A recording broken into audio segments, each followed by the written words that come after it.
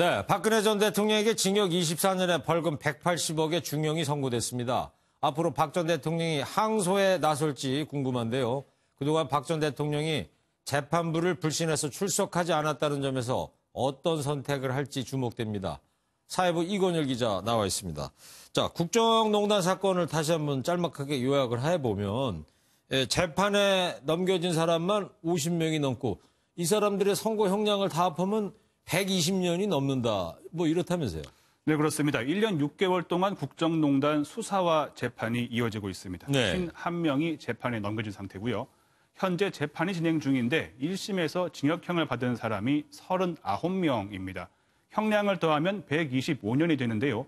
가장 무거운 형을 받은 사람, 박근혜 전 대통령입니다. 네. 최순실 씨가 재단 강제모금 등으로 징역 20년, 이화여대 입시비리 혐의로 징역 3년을 선고받은 상태입니다. 박 전 대통령은 벌금형도 180억을 받았는데 이 돈을 다 낼 수가 있습니까?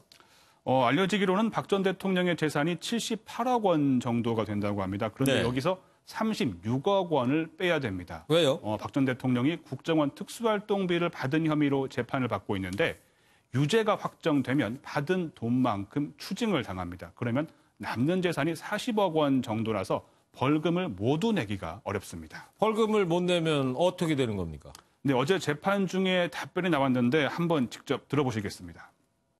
박근혜 피고인을 징역 24년 및 벌금 180억 원에 처한다. 피고인이 벌금을 납입하지 아니하는 경우 3년간 피고인을 노역장에 유치한다.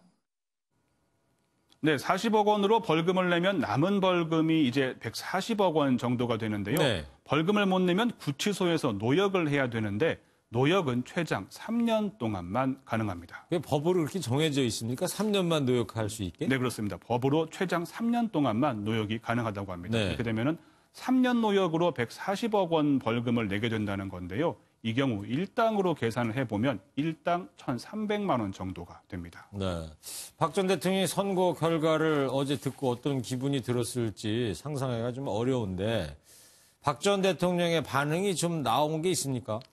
네, 어제 재판 결과를 박 전 대통령에게 전달한 사람이 유영하 변호사인데요. 네. 이 변호사의 말에 따르면은 박 전 대통령이 표정 변화 없이 재판 결과를 담담하게 듣기만 했다 이렇게 말을 하고 있습니다.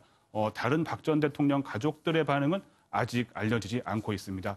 다만 한 언론 보도에 따르면 최순실 씨의 전 남편이죠. 정윤회 씨의 경우 재판 전날에 짧게 소회를 밝혔습니다. 네.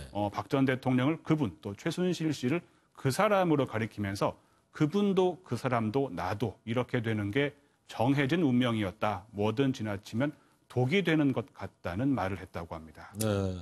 정해진 운명이고 뭐든 지나치면 독이 되는 것 같다. 자, 박 전 대통령이 이제 항소를 할지 궁금한데 그동안 재판을 거부해 오지 않았습니까? 만약에 항소도 포기하게 된다면 앞으로는 어떻게 되는 겁니까? 네, 국선 변호인들이 항소 의사를 밝히긴 했지만 박 전 대통령이 항소를 포기하면 변호인들도 변호에 나서기 어려운데요. 네. 이 경우 박 전 대통령이 불리해질 수 있습니다. 1심이 그대로 확정되거나 2심 재판부가 검찰 주장만 듣고 재판을 해야 하기 때문인데요. 하지만 박 전 대통령이 선뜻 항소라는 카드를 선택하기도 쉽지 않아 보입니다. 박 전 대통령이 과거에 형량이 20년형이든 30년형이든 개의치 않는다는 말을 한 것으로 전해지는데요. 네. 또 재판부를 믿기 어렵다고 해왔고 재판에 불출석했는데 지금 항소에 나설 명분이 약합니다. 어쨌든 항소 여부는 13일까지 결정해야 합니다. 13일이면 다음 주 금요일입니다. 금요일까지. 네. 자, 박 전 대통령이 또 다른 혐의로 재판을 받아야 되는 상황인데 그러면 앞으로 형량이 더 늘어날 수도 있습니까? 네, 그렇습니다. 박 전 대통령은 국정원 특수활동비를 상납받은 혐의, 공천 개입 혐의로 재판을 받고 있습니다. 유죄가 확정되면 형량이 24년에서 더 늘어날 수 있습니다. 자, 앞서가는 이야기일 수도 있겠습니다만은 유죄 판결을 받았던 역대 대통령들 보면 모두 사면을 받았단 말이에요. 박 전 대통령의 경우도 사면을 받을 수 있을 것 같습니까? 어떻게 전망이 되고 있습니까?